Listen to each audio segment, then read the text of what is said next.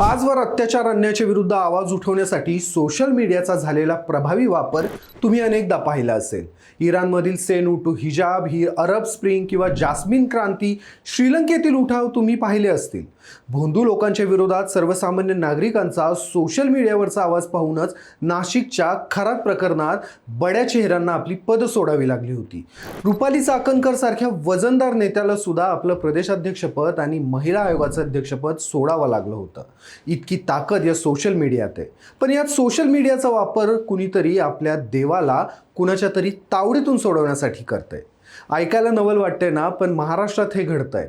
राज्यातील दख्खनचा राजा म्हणून ओळख असणाऱ्या ज्योतिबाला पुजाऱ्यांच्या तावडीतून वाचवण्यासाठी सोशल मीडियावर पुजारी हटाव ज्योतिबा बचाव असे हॅशटॅग ट्रेंड होत आहेत।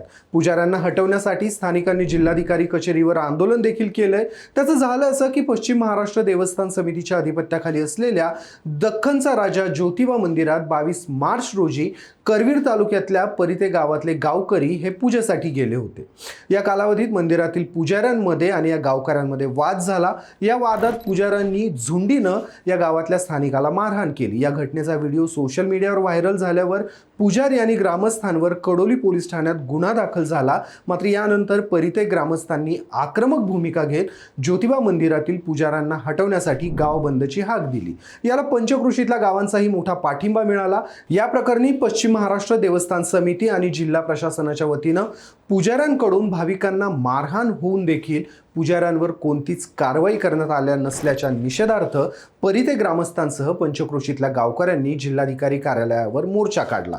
या मोर्चाला मार्गदर्शन करताना परिते गावचे सरपंच विजय पाटील यांनी येत्या 15 दिवसात ज्योतिबा डोंगरावरील पुजाऱ्यांना हटवून पंढरपूर मंदिराच्या धर्तीवर शासकीय पुजारी नेमावा अशी मागणी केली। मुजोर आणि गुंड प्रवृत्तीच्या पुजाऱ्यांची कायमस्वरूपी हकालपट्टी करावी। पुजाऱ्यांकडून करण्यात येणारं तात्काळ दर्शन हे बंद करावं। मंदिरातील दानपात्र व्यतिरिक्त इतर ठिकाणी ठेवलेली देणगी पात्र त्वरित हटवावीत अशा मागण्या त्यांनी केल्या। तसं निवेदन देखील त्यांनी जिल्हाधिकाऱ्यांकडे दिलंय।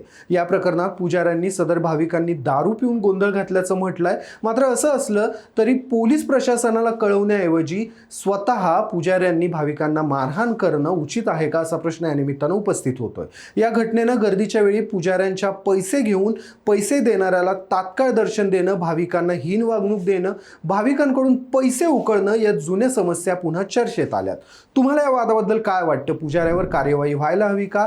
देव पुजाऱ्यांच्या तावडीतून सुटावा का? सर्वसामान्य भाविकांची श्रद्धेच्या नावाखाली चाललेली लूट थांबावी का? मला कमेंटमध्ये आवर्जून सांगा आणि कट टू कटला फॉलो करायला विसरू नका।